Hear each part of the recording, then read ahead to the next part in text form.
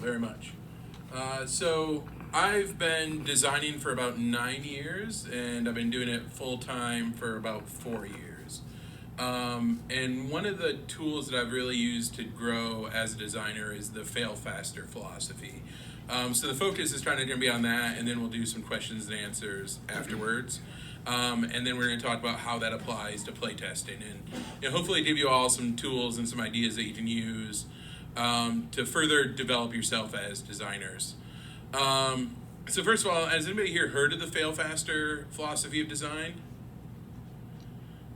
Awesome. So it kind of was originally inspired by the agile approach to software development. So if you're in the tech industry, you've heard of agile development, and it really focuses on rapid iteration and testing. Tom Peters said, test fast, fail fast, adjust fast. And that's really the core of it.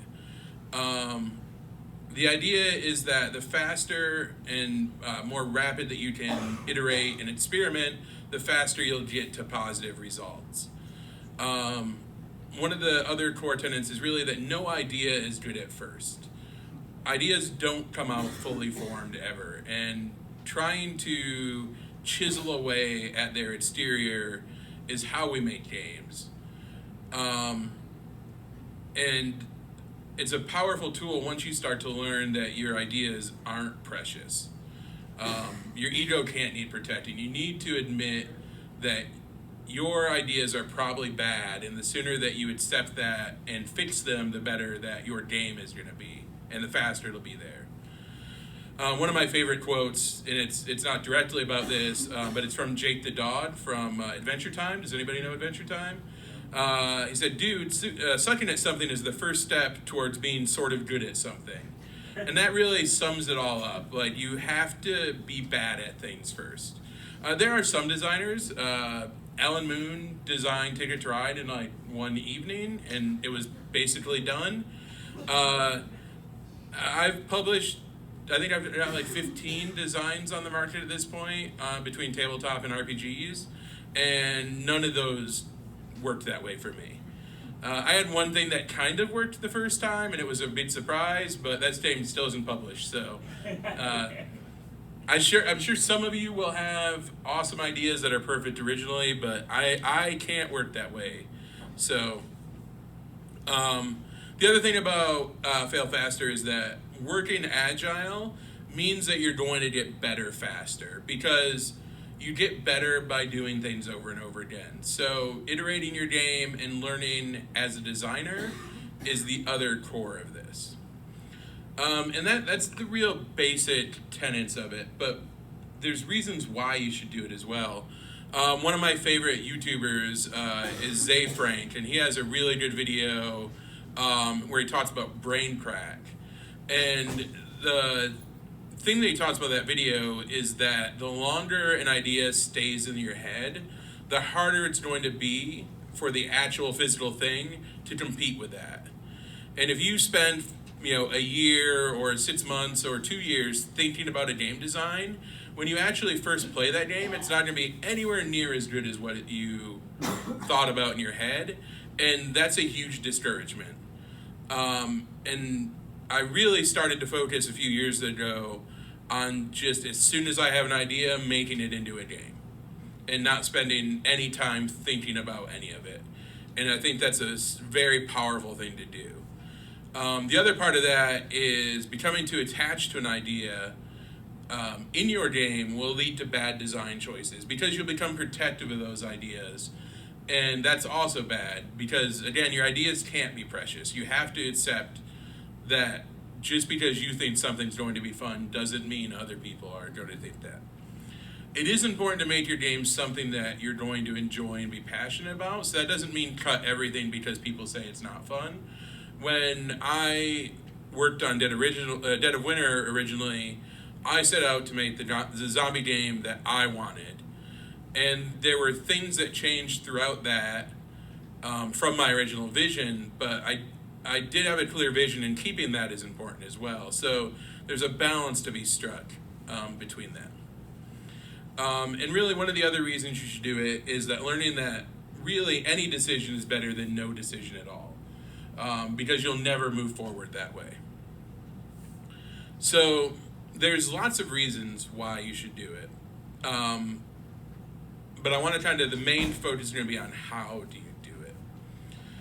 One of those is, and kind of the first step for me, is I had a huge shift in the way that I design games, probably about 4 years ago, when I started to figure out that instead of starting by putting everything I wanted to into the game and then removing things, because removing things is the hardest decision you're going to make in your game design, I would start as small as possible and then layer things onto it. So that, a lot of people will talk about MVP, or minimal viable product. That's where every one of my games starts now. It's as little as I need to get it onto the table and playable.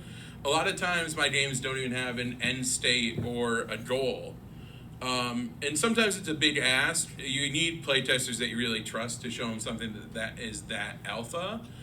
But when you do it, it frees you up from trying to lead things in a certain direction. So I can hand my playtesters a game and say, this is how you play, these are the things you can do, just do them and pretend you have a goal, and let me see how they function. And before I even have the rest of that, I can see where things start to fall apart and then restructure them. And then maybe step 2, I'll introduce the end game and the goal once I see different parts work together. And I think that it really helps you when you start building from the other direction like that, to move forward with the game, because it's a lot of times daunting too to just spend 20, 30, 40 or more hours putting a game together and then get it to the table. So if I can spend a couple hours and put something together and try it, then I've already done that hard first step, and the rest of it's a lot easier. Tying into that is do whatever you need to do to get it to the table. A lot of times I work with paper prototypes. I'll just write on cards. It doesn't have to look pretty, especially at first. Hand draw maps. Don't worry about finding images. Don't do any of that stuff. Again, focus on that least work that you have to do to get the idea onto the table. Don't procrastinate. It's real easy. I struggle a lot with the new shiny idea, and I always want to make the new thing and put off the thing that I'm working on. But try to focus on those first few drafts at least. After that, you can put the game on the shelf and let it marinate some, but try to stay focused on moving through one design and testing it over and over again. There's a lot of times where I'll test a game and then immediately make changes and test it again if people are willing to do that. And you can make those changes between drafts, and that really helps you, because if you're like, I'll make those changes next week, a lot of times you just don't, or you forget what the changes were. So if you can make a change and then immediately try it, you can shorten that feedback loop. And we talk about feedback loops a lot in our games, and they're an important factor of every game. But that feedback loop is also factors into just how we do everything. So shortening that gives you a more satisfying experience as a designer. Another thing is designing for the player experience. I always try to ask myself, what are the players doing? Because I think some designers tend to work mechanics first, and some designers tend to work theme first. But I always try to do it from the player experience. And one of the most important things in those early drafts of a game is just seeing how the players interface with the game. Whether they're doing the things that you would expect them to and using cards in different ways. Because one thing that you can do when you're failing faster is if somebody does an unexpected thing, incorporate that. If people feel like they want to do a specific action and that's not a part of your game, then look at that and try to analyze why they want to do that other thing, and you can draw it in for that next iteration. And when you start to design for that player experience, you can become better at watching the players and see what they do with the pieces that you give them. One trick that I've found and I've pushed several of the people that I've mentored over the years to do is don't name things in your prototypes. I know a lot of designers will spend hours like laboring over the names of the 100 different items or monsters in their games. Typically, if you play one of my prototypes, it'll be like Monster 1, Monster 2, through like Monster 40. Because I really think there's two reasons for that. One, if I'm spending time naming something, I'm not spending time making the game better. Later on, you'll have to worry about that, and the theme needs to be more important, and all those things need to go forward. But you also limit yourself sometimes by the name. If you have a thing that's called something specific, you only wanted to do one functionality within the game, where really you should be welcome to the fact that anything can do anything, and when you name things, you limit yourself. And I said a little bit, but don't spend energy on art or graphic design, because that's going to change quickly. And if you spend a ton of time picking out pieces of art, from Doodle Images, and making your cards laid out very nicely, there's a really good chance that when the players are going to play it, they're going to be like, oh, well, you put all the icons on the right-hand side, and they should have been on the left-hand side. So just don't do that. Like, scribble on the paper, draw things where you think they should be. And sometimes that initial version of it is just sketching out the cards and the boards and putting them in front of somebody and saying, does this make sense? Like, when you look at this card, does it do the things you want it to? And there's no reason to not even start at that idea. With Dead of Winter, the very first time I put it on the table, it was a single combat mechanic about how to fight the zombies. And I just tried it with like 3 people, and I was like, is this fun? It was a handful of dice and a bunch of zombies, and you were fighting them. And long term, that combat mechanic never stayed in the game.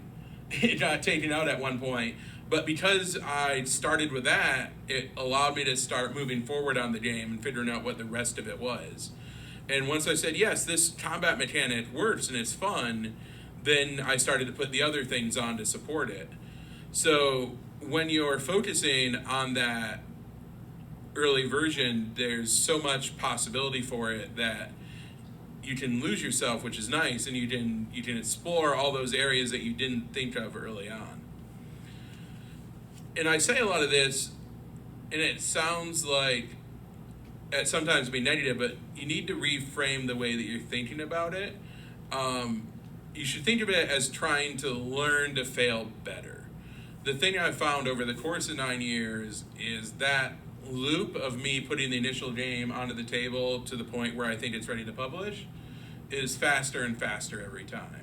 You're gonna learn how to avoid pitfalls. You're gonna learn how to think ahead in your design and not do things that will trap you. I'm not gonna tell you you're ever gonna be good at it, because you're not, and neither am I. I played a game today, and every single piece of feedback about my game was negative. But that's okay, because I went into it knowing that there were going to be things about it that were not good. And I know all of those pieces of feedback were meant to help this game get better. And that's the thing that's hard for us to understand, but we're all here to help each other make our games get better. When I started probably 7 years ago, some of my local friends were interested in playtesting games too. So we started meeting up every other week to playtest.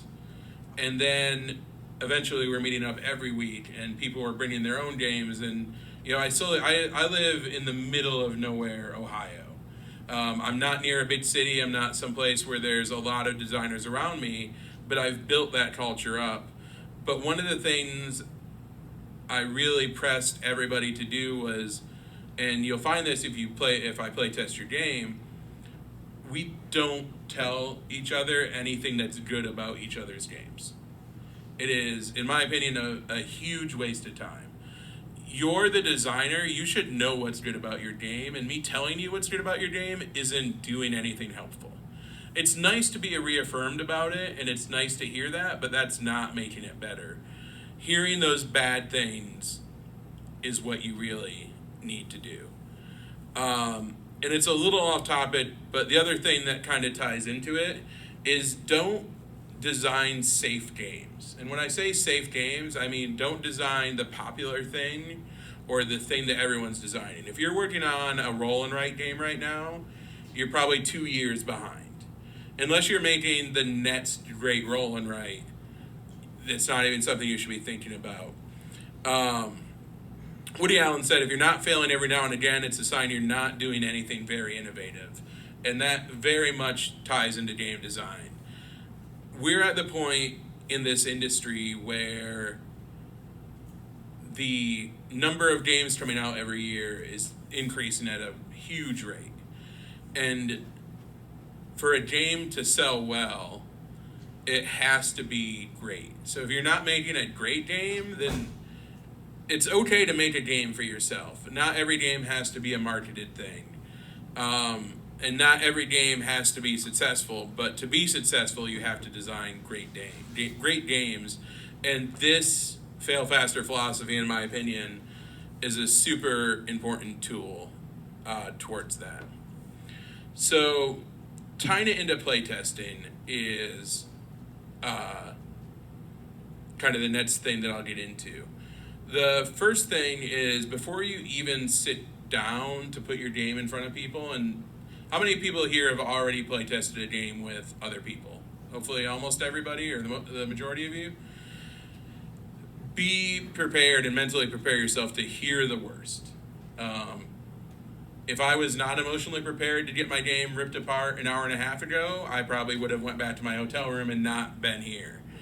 I mean, it helps that I've heard the worst things ever possible about my published games. Like, you can go and read the one comments on BGG.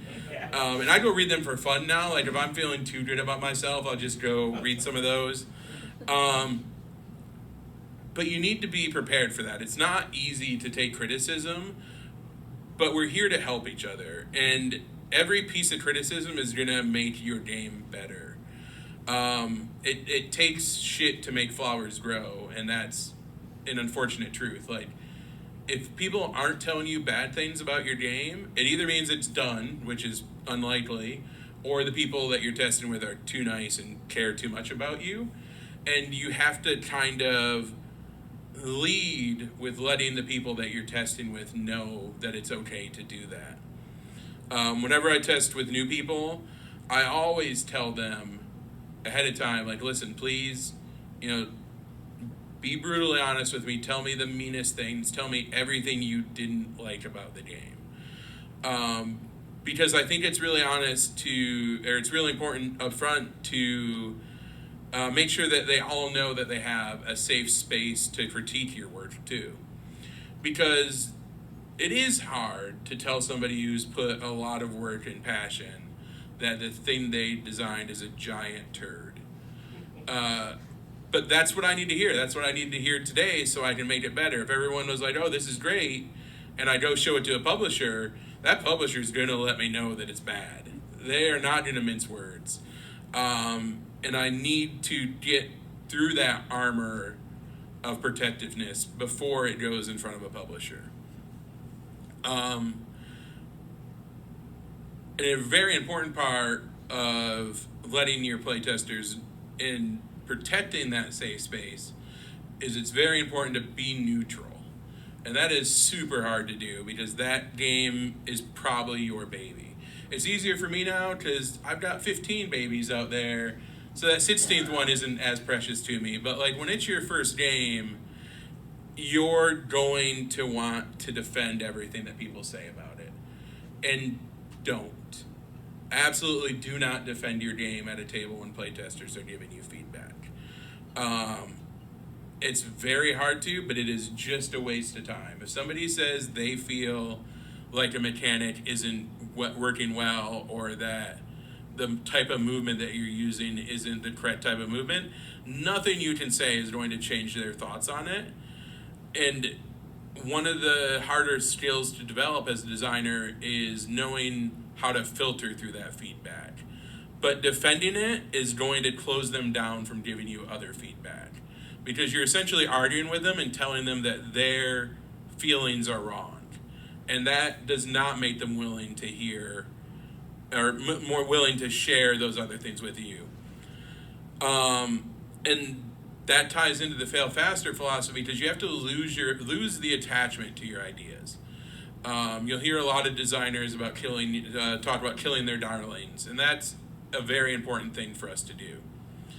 Probably an example of it that I like to talk about is, again, with Dead of Winter. Originally, it has some people here play Dead of Winter, hopefully. So it's a zombie game, and if you played it, you know about the exposure die, which everybody hates because it's very, very mean. But it originally was a deck of cards that kind of functioned in the same way, but you tuck the cards underneath your survivors. And when in the development process with Plaid Hat, Isaac and Colby had talked, and they're like, well, we're going to take this deck of cards and just make it a die. And I was like, no, like that's a horrible idea. It takes all the granularity out of it. A D12, there's no way the D12 can represent the nuances of this deck of cards. It's going to remove all the tension from the game. And I fought about it, and then I played it, and I was like, oh no, the die's brilliant, the deck of cards was garbage. And that was the moment where I really lost my attachment to any of my ideas. Like, you need to learn that unless it's the very core of your game and the most important element, strip it out. Be willing to just throw it in the garbage. The test for me on a design is always if there's an element that people aren't having fun with, I remove it, and then I'll test it again. And if nobody says, oh man, I really missed that movement, then like it should have been gone, and players were 100% right. So don't be afraid to just take stuff out. You can always put it back in later, and keeping all those things in your notes is useful because you may have changed everything else about the game, and you can come back and say, oh, well, we tried this before and it failed, but what if we try it now? And it will be, it may not be different, but you can implement it in a different way. So keeping all those bits that you strip out is useful. And the other reason that you should be neutral is not being neutral contradicts the previous point about making it a safe space. So don't do that. Just don't argue with your playtesters. Another important thing that is hard for people to do is be prepared, and I even would say plan on cutting your playtest short. It doesn't matter how long your game is, there's probably no reason to play the entire game. Unless you're to the point where you're testing the end game state, just cut it. Once everybody's seen all the different moving parts of the game, there's really no value in continuing to do that same thing over and over again. Some games do have an arc, and that arc is important to recognize and track, but not early in the process. So once you think you've gotten enough from the playtest, cut it. And honestly, if you can cut it halfway through and then make some changes and then play that first half again, that's way more valuable than one full playtest. So don't feel like you have to see the end state of your game every time. In fact, there's a lot of times in my designs where I won't even worry about the end state until I'm getting close to pitching it to a publisher. And then I'll go in and focus on that. And the thing you can do is, if you're playtesting with the same group or people who played before, you can just preload the first half of the game and just play the second half, because that's the part you want to focus on. But trying to drill in and playtest and focus on the things that you want is going to help you to iterate and get to that next step faster. I always think it's really important to ask players to speak about their experience. How were the different interface points for the game? How did it feel to do these things? I try not to ask leading questions, but I ask them to tell me about their experience, and if they felt like they were doing the thing that I want the game to model, then that's a good sign to me. Again, I'm not looking for compliments and I don't want to hear that, but I do want to see that their experience matches what I'm trying to do with the game. It's harder a lot of times to do this next thing, but if you're able to observe the game and don't play it. If you don't have enough players, then absolutely take a seat, but you'll gain way more by sitting at the end of the table and watching 4 players play your game than by playing it yourself. And you'll also avoid leading the players, because that's a real easy thing to do when you're playing your game, is to start pointing out strategy tips and things like that. If people are missing parts of your game, it means that part isn't evident enough, and you should be looking at why they're not doing that thing. And there's a lot of different approaches to that, which I don't want to get into, but just watching is such a powerful tool. That doesn't mean sit on your phone while they play. Absolutely don't do that. But I use my phone for all my note-taking, so the thing that I do, because I use my phone for note-taking, is I make sure that if I'm taking notes, I lay my phone on the table so I'm not doing this. Because this looks like I'm doing something else. But if I put it on the table, they can see I'm taking notes, and there's really no question about that. If you are able to observe, or if you're playing, just write down any ideas or things that you see happening during the game. Don't stop the flow of the game and interrupt it to discuss things. Just write them down, come back to it once your session's finished. It also helps people have a different perspective, because it may have been that early on in the game they complained about a mechanic, but by the time you called the session, they realized why that thing was useful. So if you stop and have a 10-minute discussion about why they didn't like it when it happens, it may just fix itself.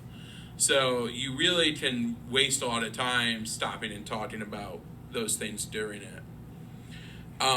Afterwards, always be willing to discuss potential fixes with your players, but don't spend a ton of time. Like, I've seen playtest sessions devolve where people will play a game for like 30 minutes and then spend 45 minutes talking about one change to the game. Just, if people have ideas, write them down. That's great, but try to move on. It's also important at events like this, because you want to make sure that you're playing other people's games too, so don't just make it about fixing your game. Just write the things down, get what you need out of them, and then move on. And then kind of finally, it's really important to try to prepare some specific questions beforehand. Some of you have probably seen Jay Cormier's Fail Faster notebook. There's also another really good tool called the Deck of Lenses, which there's a free app for, or you can buy the physical deck of cards. And it's really good because it is just like 600 questions for playtesters. The thing I like to do with the physical deck of lenses is I will deal out 5 cards to every player at the end of the session and let them each play 1 card and ask me a question. And all the questions are kind of like talking about different parts of design and the experience. But when you're playing with people who haven't play tested a ton of games, it's a really good tool to give them some direction. There's also a book that goes along with it. I believe it's called The Art of Game Design. I should have written it down. But it's by Jesse Snell, I believe. But it's a really good book that accompanies it. But the cards are great. The app is free, so everybody should install that on their phone immediately because it's a great tool. And the physical cards are awesome. They're very expensive, though. They're like $45, but I've gotten way more value than that out of them. So I'll probably open it up here to questions and answers. There are a few resources that I wanted to mention to people if you want to write them down that talk about failing faster and other things that have kind of really shaped me as a designer in the last few years. The first one is a YouTube video called Fail Faster, a mantra for creative thinkers, and that's by the YouTube channel Extra Credits. There's 2 Zayfrank videos that are really important. In my opinion, The Brain Crack, which talks about that idea, and he has the video about his unsticking technique, which I didn't talk about during this, but I can go into a little bit because we have time.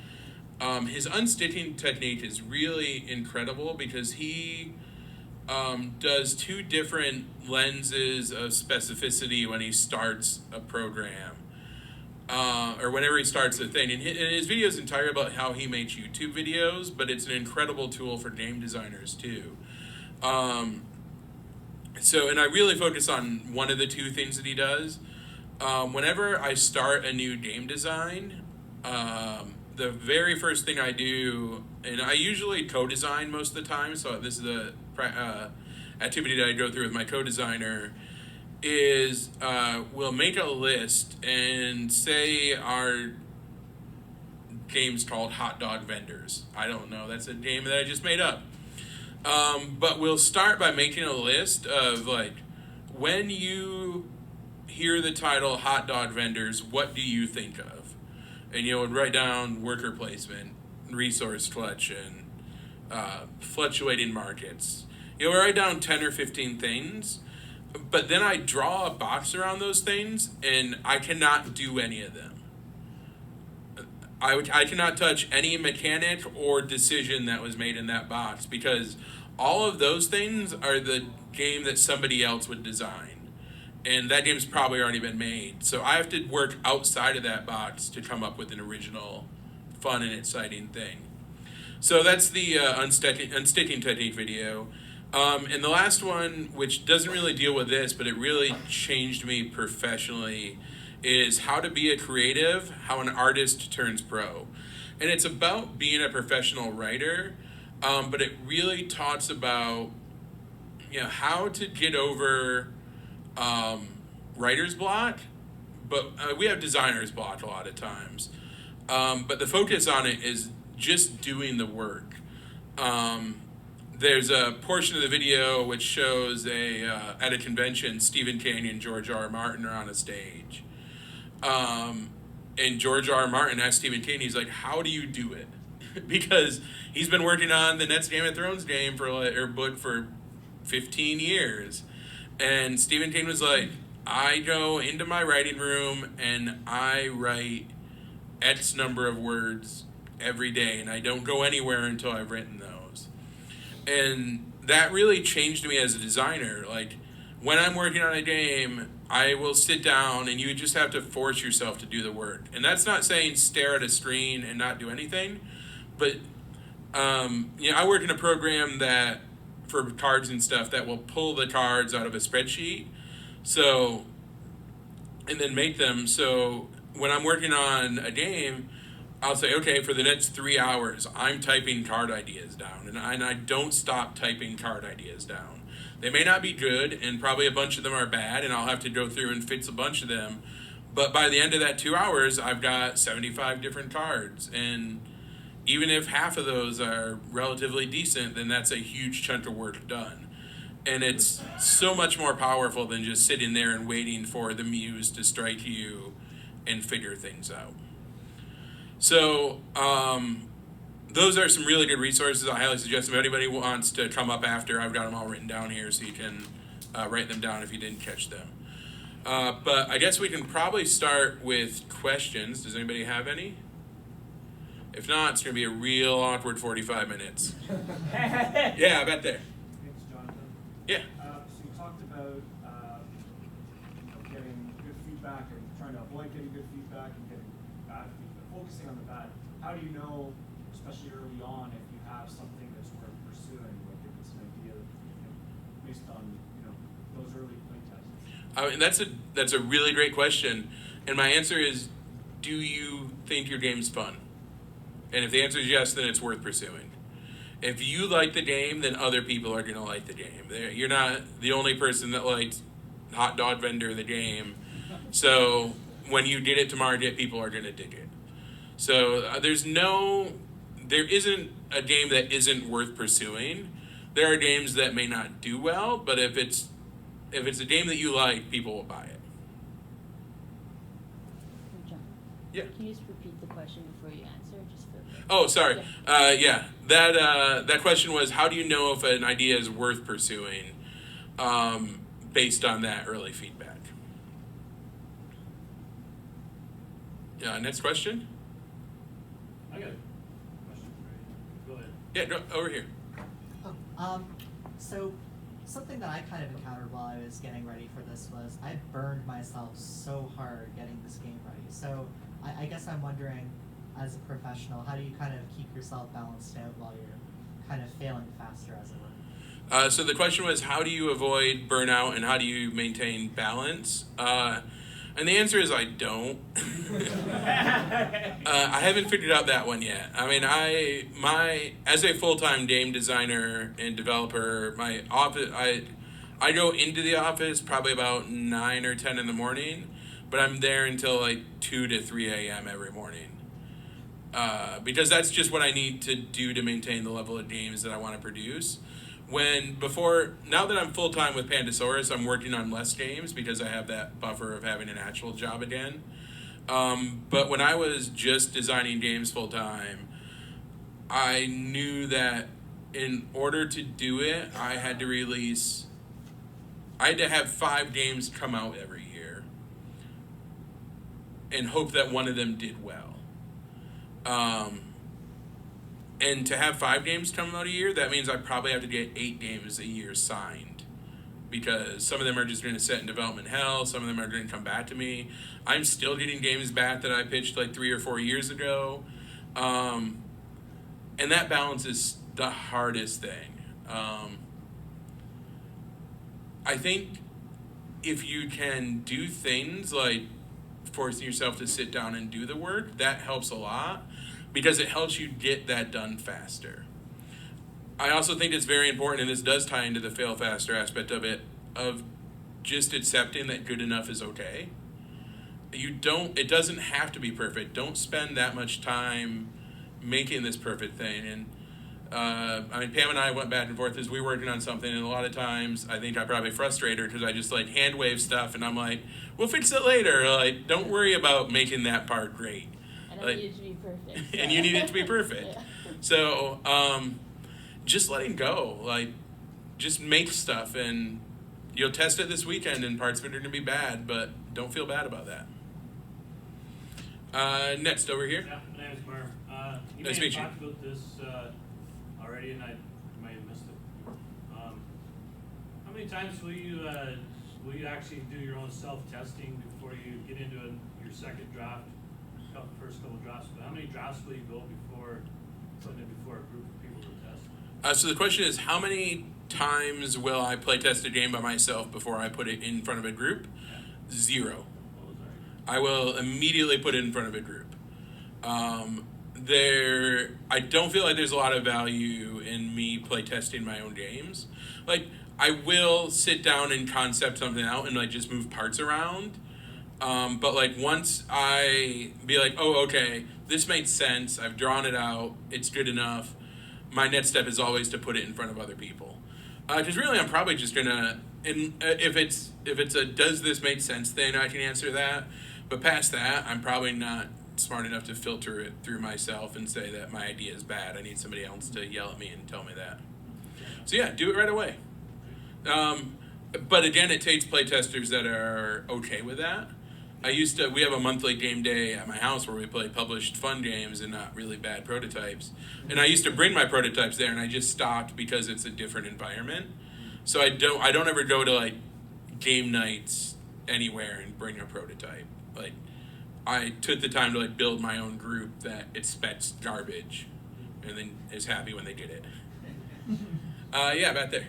I'm aware of a few of your games, but not your entire catalog. I'm wondering if you ever go through the process of considering scaling a game to like, you started off as like a fast side event to scale to a main event game, like an hour 20-minute game, or if you ever scale things down, like, is that part of the development process for you, where you decide which direction to take a game, big or small, you want it to be?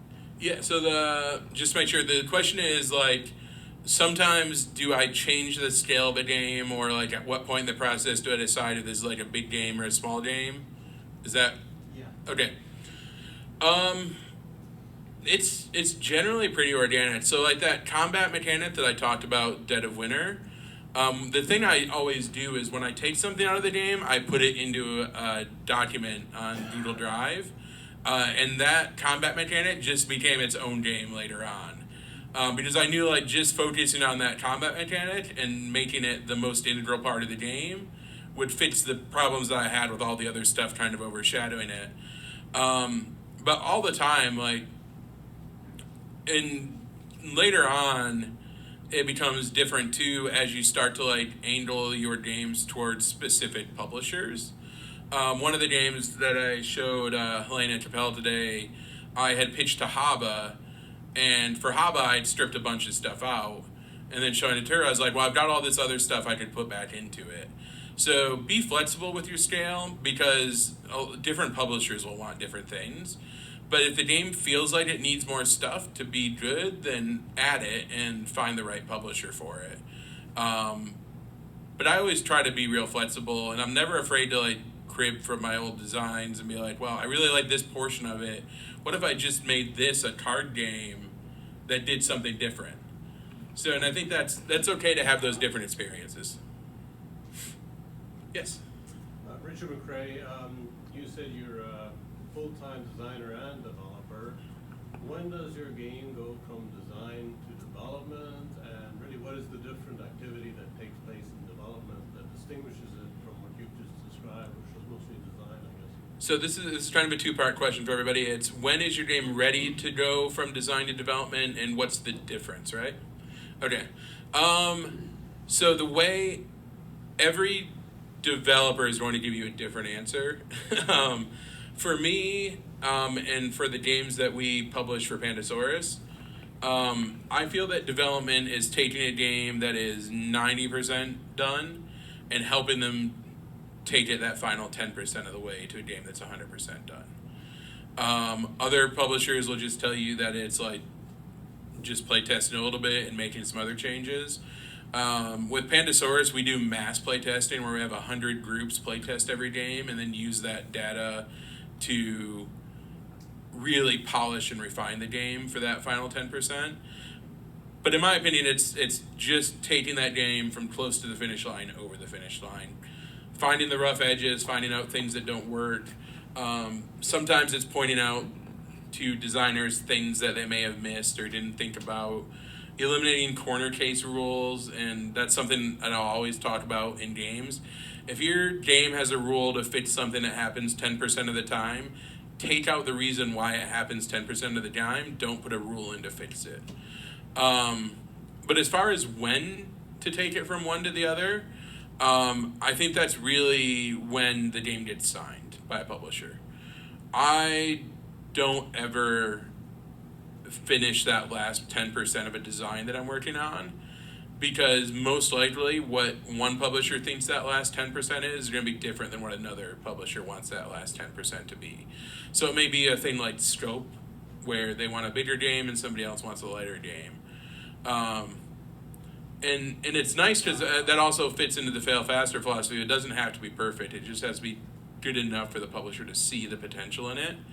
And when I scout games, I'll look at a game anywhere from like very early to close to being publishable, because I'm really good at seeing that potential in them. But I mean, really, like the more rough edges that I see like sanded off, usually the more impressed I am with the designer and want to work with them in the future. So I'm not saying don't do that work, but don't do that work if you don't have to. Another question for anybody? Yes? I had a question, I guess, about giving and receiving playtest feedback. So I agree with you. I think it's great to focus on like giving the feedback and not focusing on like, you know, polishing up someone's ego and saying it's a great game. But I guess, okay, at what point and how do you say to someone, like, I just don't think someone's going to like a game about hot dogs or hot dog vending. I think they're wrong. Totally. Or at what point do you, and also like how much do you make sure that when you say like, okay, yes, I've got, you know, 3 big critiques of this game, but I've never seen a game about hot dog vending, and so really you should like pursue this for sure. Right? Like, how much do you spend on like, or how do you do a little bit of encouragement because like they have a unique mechanic or something? So the question is like how. I'm trying to think how to reframe that. So how do you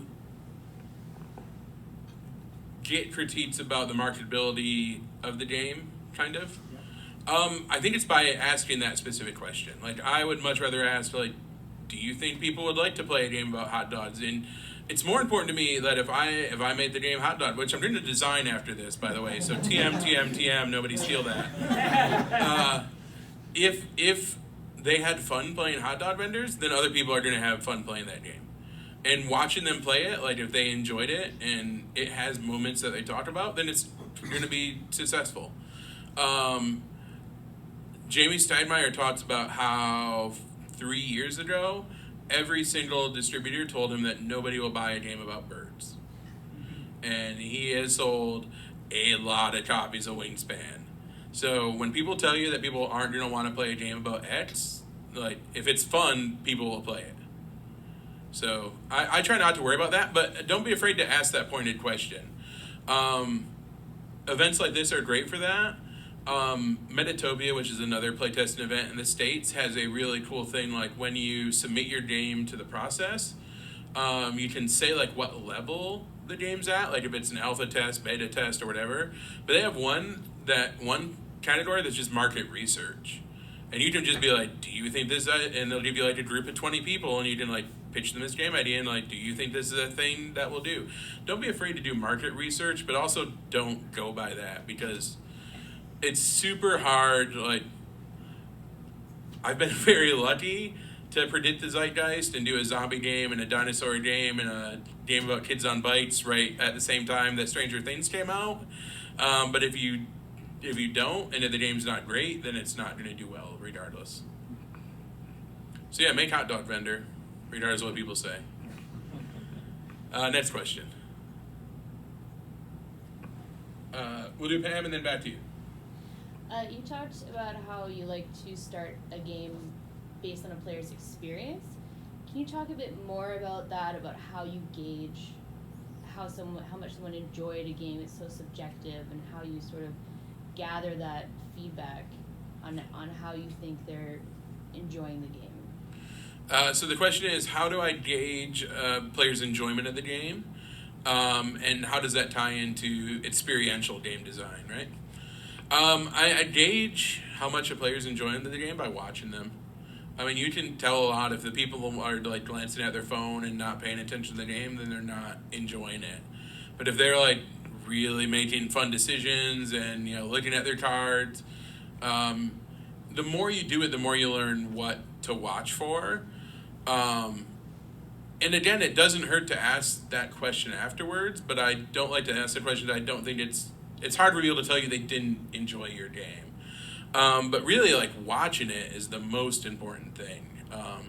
And you want people to laugh and have fun. And, like, the moment that I knew during playtesting design that Dead of Winter was going to do good is a month after a playtest when somebody talked about something that happened in the playtest. And that's what you want. We're designing these games to create moments. And I think that the board game hobby is behind the video game hobby in a lot of ways, and it took the video game hobby a very long time for people to admit that games are art, and board games are art too. And getting people to like lose themselves in a game and have those fun experiences is a very beautiful thing. And like when they do that and they have these experiences that they talk about after they play the game, that's how you gauge it, I think. And just watching them, you want to see smiles. You don't want to see people like angry. I could tell that they were not having a fun experience playing the Kids on Bikes game earlier. There were no smiles at the table. But how that ties into experiential design is, I do ask, like I said, like, did they feel like they were doing the thing I wanted them to do? If the game's hot dog vendors, if they feel like they were slinging hot dogs in a street meat cart, then that's probably what I want. So I ask that pointed question sometimes, but so we'll go back there. Sure. Talked earlier about useful feedback and then maybe filtering feedback that's not that useful. Elaborate a little bit on that and what that means.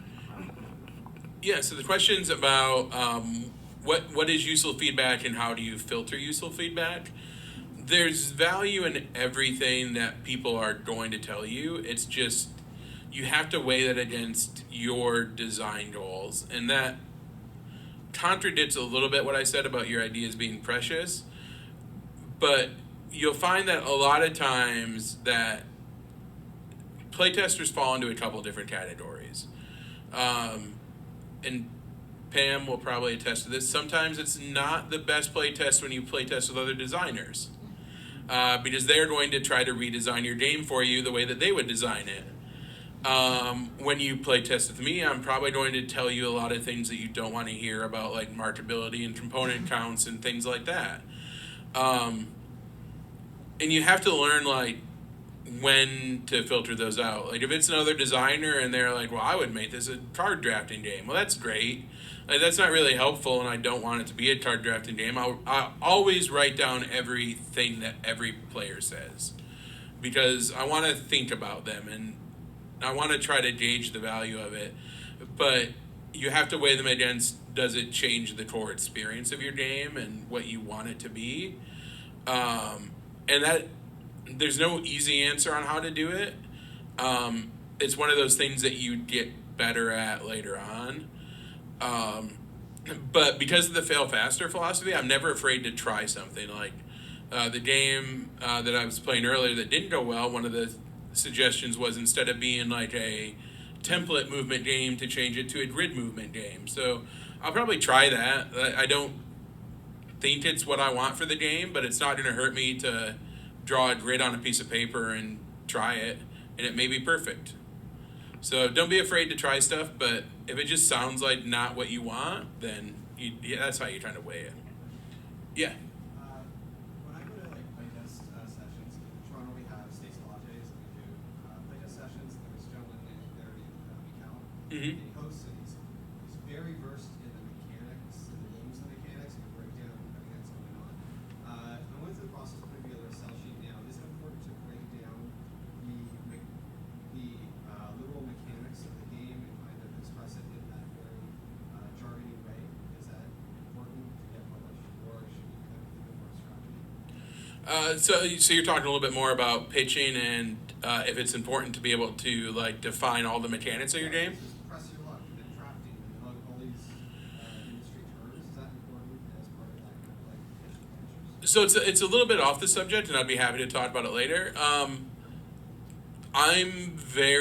If somebody pitches me a game and comes at it from a very marketing buzzword perspective, I'm probably less interested in their game than if I was. It's important to know what your game is, and when you pitch it, like we have for Pandasaurus, I have a form that any designer, like any one of you, can go to the Pandasaurus website and submit a game to us. But that form does ask you what the mechanics are of your game, and it's important stuff for the sell sheets, but I don't think for playtesting it really matters. What's that? Sorry for deviating. Oh, no, that's fine. And I'll be happy to talk about it anytime this weekend. Do we have another question? Yeah? So I just did my first playtest of my game today, and I was like, oh my god, I'm playtesting a game. But I felt I was very like critical of myself, and like I was like taking that feedback, but like I wanted the feedback. I'm like, yeah, give me the feedback. I want that feedback. But like I felt like I was like not fair to myself. Like even the fellow playtesters were kind of like, whoa, like you got something here. Like be kind to yourself. So like I guess like how can you be like compassionate to yourself while you're kind of doing something where you're engaging in a critical process? Oh, I'm the worst person to give you advice on this because when I got done with that playtest earlier, I hated myself for about half an hour. I'm glad Pam told me I had to do this so I could have the anxiety of doing this talk overweigh the depression of how badly that playtest went. The more you do it, the easier it gets. Like it never doesn't hurt. But you start, as you lose the preciousness of your ideas and get used to hearing that, like it was a bummer to hear all that bad feedback, and like I wish I had been smarter when I made those decisions, but I wasn't, and I tried something and it didn't work. So now I just have to figure out how to fix them, and next time I go to fix them, I'm going to be smarter because of what I did. So I think it's difficult. It's the most difficult thing. But I think it's just over time you develop thicker skin and get used to it, and it's never easy. I wish I could say it was. But you know the goal is to make the game better. And I think knowing that helps. Yeah. I got another question. Yeah. So, at what point do you start seeing your failures stop? I'll let you know. The question is at what point do you see your failures stop? Design process, like you take it from design into development, and and you know you're in a certain part of the progression, but whereabouts do you see those failures? Maybe not stop, but slow down, right? So one of so the question is, when do you see the failures stop in the process? Or slow down. I think maybe Jesse Wright, who's here, he may have been the one that kind of told me one time that, one of the things about the fail faster philosophy, or one of the things he does is that he can kind of judge where a game is at in the process by how many playtests go between iterations. And later on in the process, it'll be like, early on it'll be like, I'll play it, I'll change it, I'll play it, I'll change it, I'll play it, I'll throw everything in the trash and start over again, and then I'll play it and change it. And then I might play it 2 times and change some stuff, and then play it 4 times and balance some numbers. And eventually, it's down to like balance changes and stuff.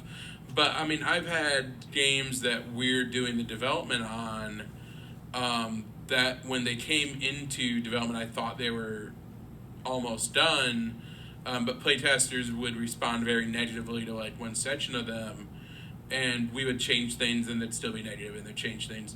So it doesn't ever stop, but hopefully it gets farther and farther between, and I think that's a good judge of like when your game gets closer to being ready to be published. Yeah, in the back. Back on top of it. Yeah. When you fail with the prototype, how quickly do you throw it away, or you just hack rat it forever until you're like, oh man, the results are really tough. What's your like closet of So the question is like, when do you shelf a game and when do you just keep going on it, right? No, it's more just like like you make a prototype and then you moved on, you reprinted all the cards, and like you move that stuff around. It's more like a personality question, like you hack rat all your old prototypes. Oh yeah, so do I pack rat my old prototypes? I never give up on a game. Except for my very first game I ever designed, and that's another topic, is like, how many of you are designing your first game? Sorry, one more clarification. Oh yeah. It's not about, it's like moving on to the next version of it. Do you keep the older version around? I archive all the files, but I don't ever keep. If I think a component may be useful, I'll keep it in there, but I also have, I posted a video on YouTube or on Facebook recently, like, my office is full of prototyping components, so they're less precious to me than other people. So like, I try not to be wasteful, but I won't keep like a bunch of old versions of stuff in the box because that keeps it harder to play. But there's a ton of value in shelving your games rather than like just saying this game is no good. Because the thing about shelving a game and coming back to it later is that you will be a better designer in 6 months, and you'll be a better designer in a year. And I'm constantly picking up old games that I designed and being like, oh, well, I was very dumb when I designed this, and these are very easy problems to fix. So, I mean, that's not your question that you're asking, but there's a lot of value in shelving your games, so don't be afraid to do that. But for me, I mean, it's pretty quick, and I try not to keep too many things because they give you too much attachment to those ideas. Yeah. Trying to figure out how to phrase my question. So when you're designing a game and you have a couple of different ideas of how to approach a particular mechanic. Let's say one way to do it is with cards, another way to do it is with dice. Just to pick 2 different things, and you have 2 viable ways that you can do this. How do you know when to kind of pick one or the other? Like, do you play test both of those? Do you develop both ways to do it and then see which one's better? So the question is, when you're faced with the decision of like, do I make this a dice mechanic or a card mechanic? Whenever you're faced with a decision in your design, how do you make that choice of which thing to choose? One of the things I struggle with is the majority of my background professionally is in programming and robotics. And I left that career to do game design. But through all of my experience in those, I did a lot of training in like problem solving, Captain Trado and a few other problem solving systems. And they drill into your head this system of like potential problem analysis, problem identification, and I tend to spend a lot of time, and I probably annoy Pam with it sometime, of like when we're talking about ideas, thinking about all the potential problems of the idea, when I know that this fail faster system exists and it's way better than the old system that I had learned. But I still tend to do that a lot, of trying to spend too much time thinking about like why one system is better than another. But with this, the important thing is just making a decision. Like, throw the dice in there and see if they work, and if they don't, then switch to the cards. Like, pick the one you think is going to be the most fun, and then see if people think it fits the game. Switching those systems a lot of times can address problems like downtime and player agency that you may see pop up. So there's absolutely nothing wrong with making that wrong decision, and don't feel pressured to make the perfect decision. Yeah. Yeah, I'm wondering if you could speak about, and like that other gentleman, I have a little trouble figuring out how to phrase this, but about almost like the statistical significance of feedback. Like, how much feedback do you need of a specific type, like a specific criticism, before you're like, okay, well, that's actually a problem? It's because like one person could say anything, and that doesn't mean that's actually a valid issue. Mm-hmm. So how do you identify like how much you actually need to gather before you're like, okay, I'm gonna act on it? So the question is like, how much feedback do you need on a specific item to know that it's something that should be actionable, right? Yeah, but also not just the amount of, let's say, criticism, but also the number of people providing that insight. Right, because the person that doesn't like the dice rolling mechanic in your game is probably going to tell you every time they play it that they don't like it. Exactly. And that doesn't increase the validity of their statement. For me, it's always like, I'll usually in my notes file that I keep on my, because I have everything in Google Drive, and I have a notes file in every single folder for every single game that I design, and in that I'll add watch list items. And there, essentially what I'll do is I'll kind of count how often that feedback comes up there. And like if somebody speaks on something that other people have talked about, I'll kind of keep building out those notes so I can decide whether or not it's something I want to factor in. Like when the game that I was talking about earlier that was in development, that even though the game was almost done, we were having things fail. Like the only reason I addressed them is because like 60% of the players were complaining about that thing. And I knew that with that amount of people that said they didn't like 1/4 of the game, that was way too much. So I think it really has to be on a case-by-case basis. There isn't like any golden rule here, but the more integral in your game a thing is, the more important that it functions for people. There's always going to be the people that just not every game is for every group, and that was a tough thing for me to accept with like Dead of Winter, that there were just going to be people that hated it, and that's fine. But I think, like you're saying, being able to filter that out is important, and there's not like a really good way to do it. But I say just add like watch list items a lot of times. Like if there's a thing that you think might be valid but you're not sure, just note it down and come back to it. May I follow up on that question? Yeah, sure. So, yeah, something you just said, along the line. So, with many, let's say not board games at all, but other products, you can try to create a product that appeals to a vast number of people, but it's sort of like middle, because everyone kind of likes it a little bit, but not many people really love it. Things that people tend to love, a lot other people tend to hate, like really a lot. So, does that happen in your experience with board game design? And if so, how do you manage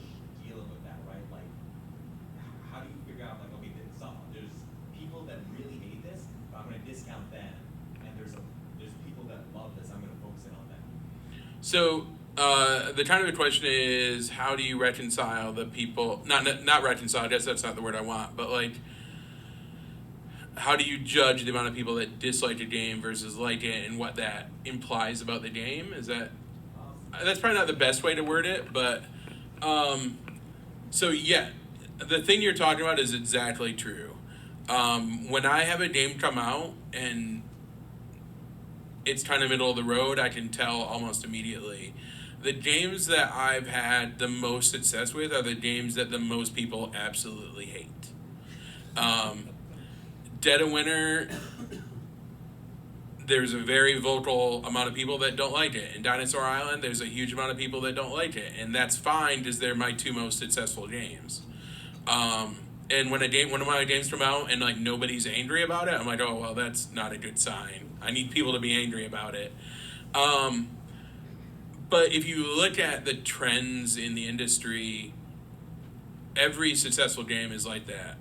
Splendor, which probably most people have played or at least heard of, is hugely successful. I couldn't tell you the exact number, but I would bet they've sold probably over 250,000 copies, probably closer to 500,000 copies. And for reference, a successful board game is about 4,000 copies to 5,000.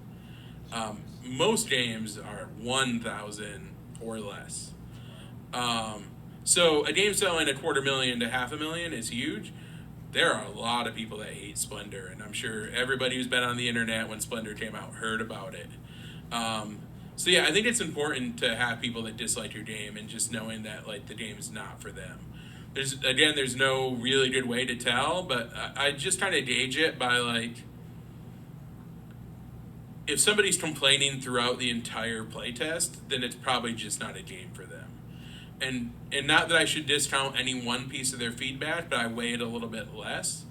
But if people are like, I didn't like this one thing, then that's a little bit more valid for me, because that means there's one part that didn't jive with that experience, and then I'll start watch listing that.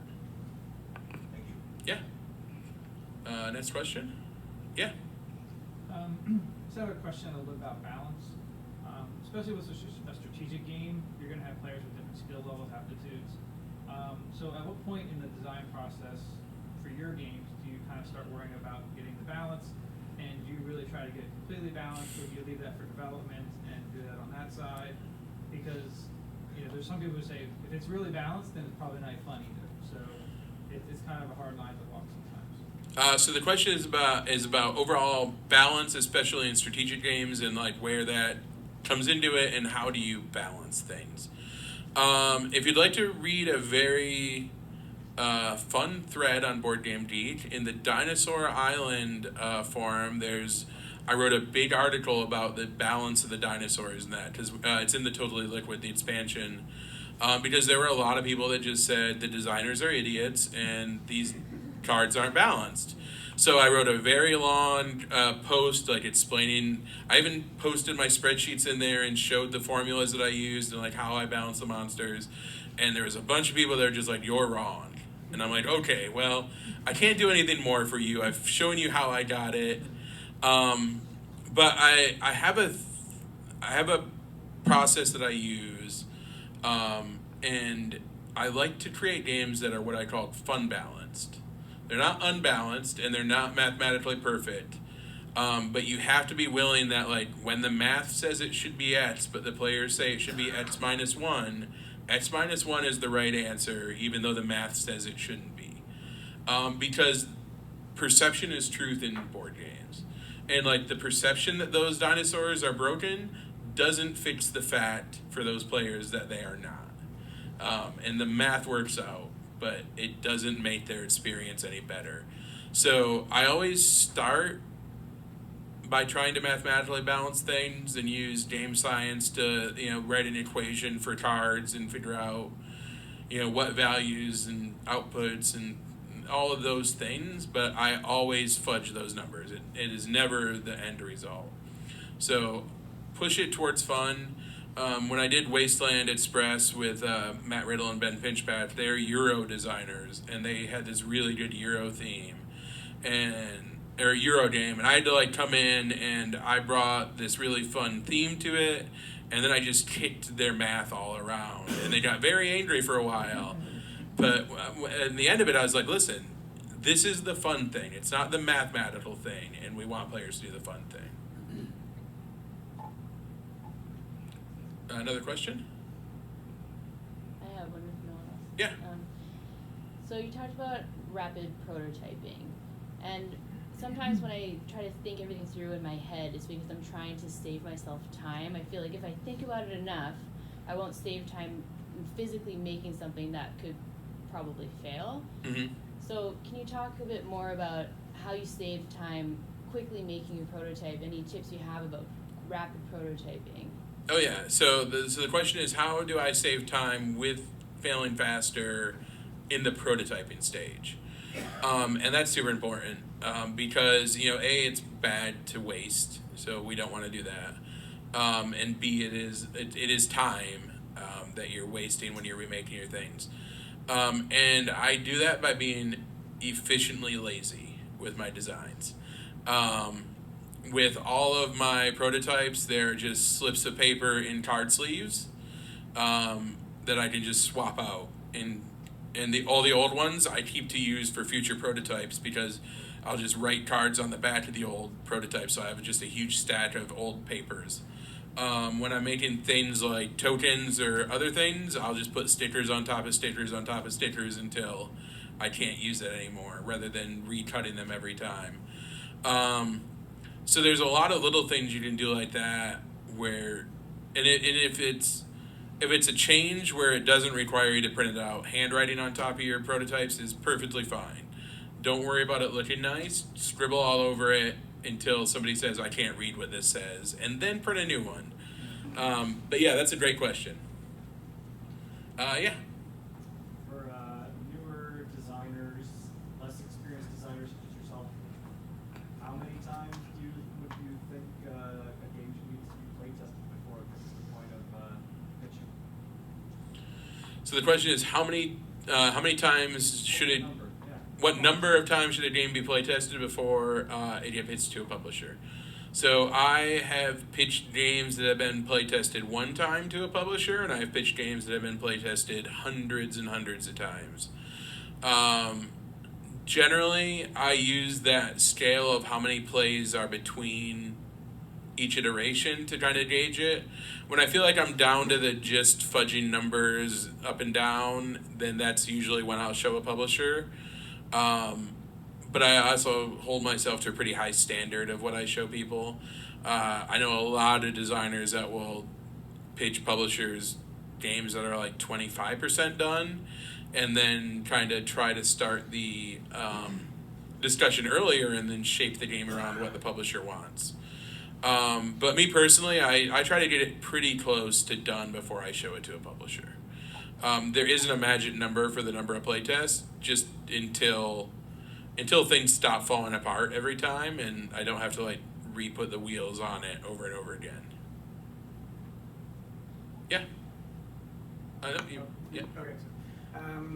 I guess I was wondering about retheming games when you're trying to iterate quickly and so on. That seems like a pretty big jump that I've never had to do or really thought about doing. But I guess something could happen and suddenly there's a game on the market that's basically the exact theme that you wanted to pursue. So have you suggestions for how or when to do that? So the question is how and when to retheme your game. If another game comes out with your game's theme, just make your game better. Don't worry about that. I'm pretty lucky because I've only had like 3 of my games rethemed by publishers. Because of the way that I design, I try to very tightly, because I feel like the experience is the most important thing, I try to tie the theme and mechanics so tightly together that it's really hard to separate those two things. It's not saying it doesn't ever happen, but don't be afraid to try out a different theme. I mean, one of my games, Vault Wars, started out as like a modern day theme, and I switched it to a fantasy theme, and it just fixed every problem with the game. And it's not often it will, but I mean, switch. It's not that hard. You just throw some different art on there and name your things treasure 1 instead of couch. You don't spend a lot of time on that, but it can help. And a lot of times I'll playtest stuff without any theme, and there's nothing wrong with that either. Yeah, in the back. I guess an extension of that question. Do you ever switch between like co-op and competitive? Like I know the expansions, you get a winter it went competitive, but co-op. I'm curious if you ever pivot on your game series in that regard. So the question is, do I ever pivot between a game being co-op to competitive and vice versa? Yeah, one of the games that we tested, or that I tested today, the one that went really badly, we had just pivoted from full co-op to one versus many. I do it all the time. It all comes down to what's right for the game, and if someone's like, well, there's not enough tension, a great way to add tension to a cooperative game is to not make it cooperative. And yeah, don't be afraid to pivot like that. Big changes sometimes a big swing will fix what you need to fix in a game. A couple more questions before we're done, if anybody has any. Yeah. With regards to kind of balancing the game and in regards to simplicity versus complexity, you have a whole bunch of different people that like to play games. Some like to play more complex strategy games like Axis and Allies versus Monopoly, which can be a little more simplistic. How do you know when to stop like adding complexity or when to go more simple for the design of your game? So the question is how to know when to focus on simplicity versus complexity in a game, right? My personal design style is always simplify. Elegant games are far more successful than big clunky games. Don't get me wrong, people will play Feudum and Gloomhaven and they're both very successful, but they're both very, very clunky games and have a much smaller audience because of it. I also feel like elegant games are much more easy to teach, and the easier your game is to teach, the more likely it is that somebody who enjoys it is going to show it to somebody else who will enjoy it. So I always err on simplicity. I have not always done, and I still tend to design big table hogs of games. I mean, Dinosaur Island does not fit on some table. I mean, it fits on any table, but it's sometimes difficult. But I will say, when I first pitched Dinosaur Island to, it was when Zev was still at Z-Man Games, I pitched it to him. And he shot it down immediately, and he's like, there's way too much stuff going on.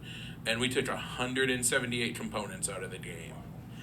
And that is when I learned a very valuable lesson that less is more all the time. Yeah. Good question. Thank you. Do we have another one?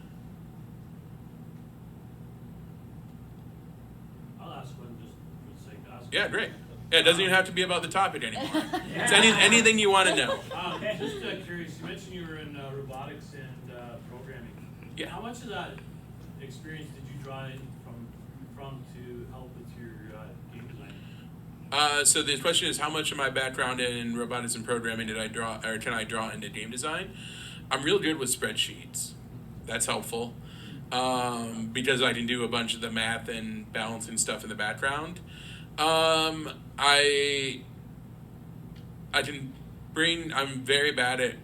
as bad at writing rulebooks as I am at writing code. So I hate writing rulebooks, so that doesn't help me much. But kind of that programmatic thinking and those, like this fail faster school design and things like that, I think are very important. And, you know, knowing how to like iterate and test things quickly is a very important skill. Yeah, good question. Anybody else have any other weird questions? Yeah. You mentioned earlier that your first game was the only game that you got rid of or trashed. Yeah. I was wondering what the reason for that was. It was very bad. It was very, very bad. And the question was, why did I throw away my first game? It was this concept that I don't think I could ever design, and I think that if I tried to, it would be a little bit of a white whale situation, so it's better for me to just throw that into the abyss. It was not fun on any level to play. When I think about the concept now, I get slightly sick to my stomach. And it's tough to admit that that first game is bad, but I've played a lot of people's first games, and a lot of times they're bad. So don't be afraid to shelve that first game and work on something else. You don't have to throw it out. That was just my preference because I never wanted to see it again. More questions? We got a couple more minutes. Yeah. You just made me think of another question based on kind of spinning off of that one. So I know that a lot of people say like maybe your first few games are going to be bad, right? So I'm thinking like My games are still bad. Sure, I mean it takes tons of iterations and everything else, but I guess would you suggest that if just for people just trying to like if they're learning the craft of game design or the art as you put it, right? Like would you suggest that people just like design 5 games and try to finish them or get them as complete as done and play tested, but then just like don't try to like hang on to those and push them to publishers, like move on from there and they'll design better games after that. I don't know. So the question is, should somebody design like a whole bunch of games early on or focus on one? Or just to like plan on shelving your games so you don't get too attached to them after, like even just the first 3, 4, 5, I don't know. Yeah, I think there's neither way is wrong. Like taking that last one through the entire process is super important, but also like learning when to shelve one and come back to them is super valuable too. But working on what you're passionate about is the most important thing. So if it's that one game and you want to take it through the whole process, do it. Just don't get hung up on it. I've still got a lot of games that I designed early on in my career that still haven't been published, even though I keep revisiting them. And I think Eric Lang did a thing like 6 years ago, where he threw out every one of his old game designs and just said, I'm not going to make any of these games. I'm hanging on to them. And it's something that I consider doing a lot and just saying, listen, this superhero game that I've wanted to make for 6 years now has come back from 3 different publishers, and maybe that's a sign that that game is just not going to work.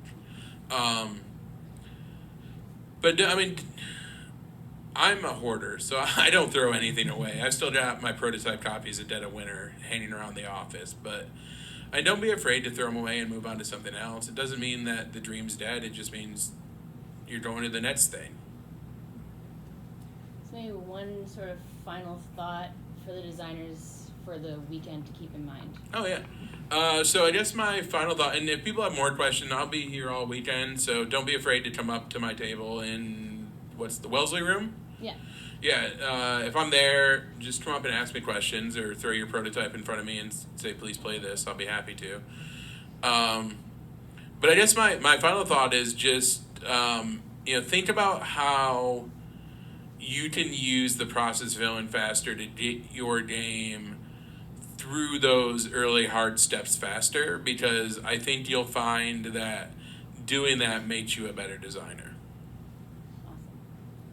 Well, thank you so much, and I look forward to Hot Job vendors hitting the shelves very soon. Yeah. So thank you. Thank you all for coming.